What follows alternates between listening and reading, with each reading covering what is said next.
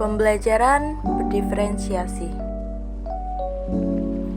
Apa itu pembelajaran berdiferensiasi? Pembelajaran berdiferensiasi adalah proses belajar mengajar di mana peserta didik dapat mempelajari materi pelajaran sesuai dengan kemampuannya, apa yang disukai, dan kebutuhan masing-masing sehingga mereka tidak frustasi dan merasa gagal dalam pengalaman belajarnya.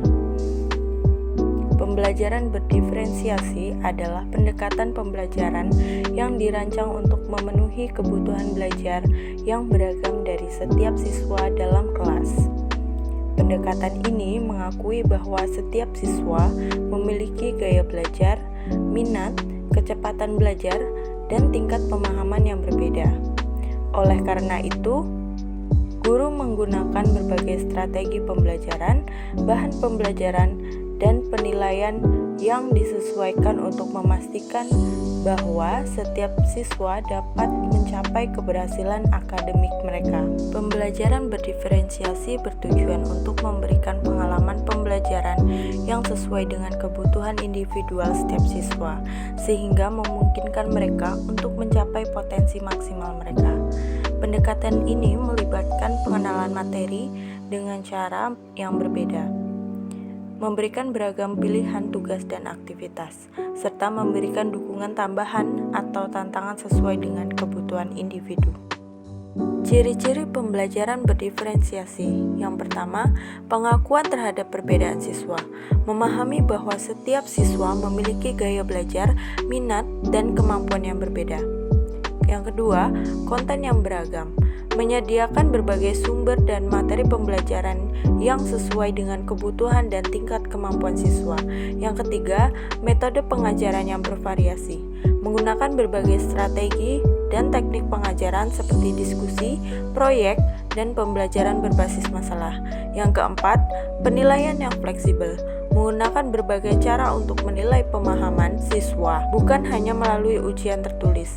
Yang kelima, lingkungan pembelajaran yang responsif, menciptakan suasana kelas yang mendukung dan aman bagi semua siswa, sehingga mereka merasa nyaman untuk belajar. Yang keenam, pemberian tugas yang disesuaikan, memberikan tugas yang berbeda berdasarkan kemampuan dan minat siswa agar setiap siswa dapat belajar dengan cara yang paling efektif bagi mereka.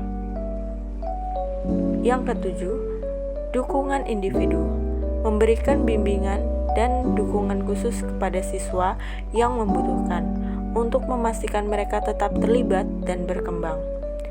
Dan yang kedelapan, kolaborasi, mendorong kerjasama antar siswa dalam kelompok yang beragam sehingga mereka dapat saling belajar satu sama lain. Hal-hal yang perlu dilakukan untuk menyiapkan pembelajaran berdiferensiasi. Yang pertama, mengetahui karakteristik siswa. Yang kedua, menyusun tujuan pembelajaran yang jelas. Yang ketiga, menyediakan berbagai sumber belajar. Yang keempat, merancang kegiatan yang beragam. Yang kelima, menetapkan kelompok belajar. Yang keenam, menyesuaikan penilaian. Yang ketujuh, memberikan dukungan tambahan. Yang kedelapan, menggunakan teknologi.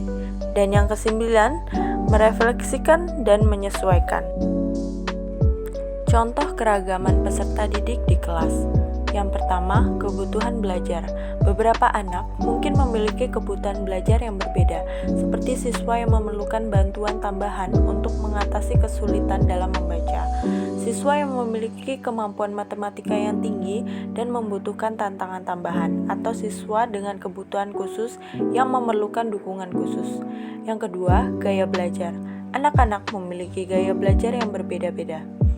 Ada yang lebih suka pembelajaran visual dengan menggunakan gambar, diagram, atau grafik. Sementara, yang lain lebih suka belajar melalui pendengaran dengan mendengarkan penjelasan secara verbal.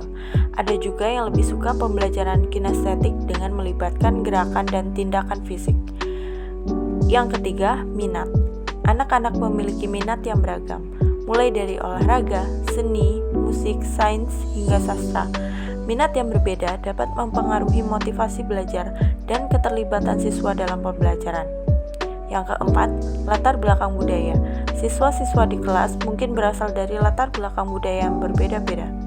Mereka mungkin memiliki bahasa ibu yang berbeda, tradisi, nilai, dan pengalaman hidup yang beragam. Ini dapat mempengaruhi persepsi mereka terhadap dunia, cara mereka berinteraksi dengan orang lain, dan cara mereka belajar. Yang kelima, kemampuan sosial emosional. Anak-anak juga memiliki perbedaan dalam kemampuan sosial dan emosional mereka.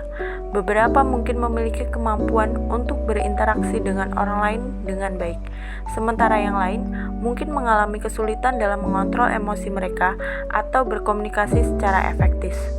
Dan yang terakhir, tingkat pemahaman dan kemajuan akademik anak-anak mungkin memiliki tingkat pemahaman dan kemajuan akademik yang berbeda dalam berbagai subjek. Beberapa mungkin lebih cepat dalam memahami konsep-konsep tertentu, sementara yang lain mungkin memerlukan waktu ekstra untuk memahami materi tersebut. Teori pendukung. Teori sistem ekologi Uri Bronfenbrenner merupakan ahli yang mengemukakan teori sistem mengenai ekologi yang menjelaskan perkembangan individu dalam interaksi dengan lingkungan di luar dirinya yang terus-menerus mempengaruhi segala aspek perkembangan. Teori sistem ekologi merupakan pandangan sosiokultural Bronfenbrenner tentang perkembangan yang terdiri dari 5 sistem lingkungan, mulai dari pengaruh interaksi langsung pada individu hingga pengaruh kebudayaan yang berbasis luas. Kelima sistem ekologi tersebut adalah mikrosistem, mesosistem, ekosistem, makrosistem, dan kronisistem. Urutan sistem. Yang pertama, mikrosistem adalah kondisi yang melatar belakangi anak hidup dan berinteraksi dengan orang lain dan institusi yang paling dekat dengan kehidupannya, seperti orang tua, teman sebaya, tetangga, dan teman sekolah. Kemudian yang kedua, mesosistem adalah hubungan antara dalam mikrosistem. Sebagai contoh, orang tua dan guru berinteraksi dalam sistem sekolah. Anggota keluarga dan kerabat menjadi relasinya di dalam institusi keagamaan, pelayanan kesehatan berinteraksi dengan keluarga anak dan sekolahnya. Kemudian, yang ketiga, ekosistem adalah sistem yang berisi sejumlah kondisi yang mempengaruhi perkembangan anak di lingkungan rumah. Namun anak di sini tidak terlibat dalam satu peran langsung. Sebagai contoh, karena adanya kondisi kemiskinan dalam keluarga, anak terpaksa harus bekerja untuk mencari uang dan tidak melanjutkan sekolah. Kemudian yang keempat, makrosistem adalah sistem yang mengelilingi mikro, meso, dan ekosistem dan merepresentasikan nilai-nilai ideologi, hukum masyarakat, dan budaya politik. Sebagai contoh, anak Indonesia tidak sama-sama dengan anak Amerika. Kemudian yang kelima, kronisistem adalah dimensi waktu yang menuntun perjalanan setiap level sistem dari mikro dan makro. Sistem ini mencakup berbagai peristiwa hidup yang penting pada individu dan kondisi sosiokultural. Terima kasih.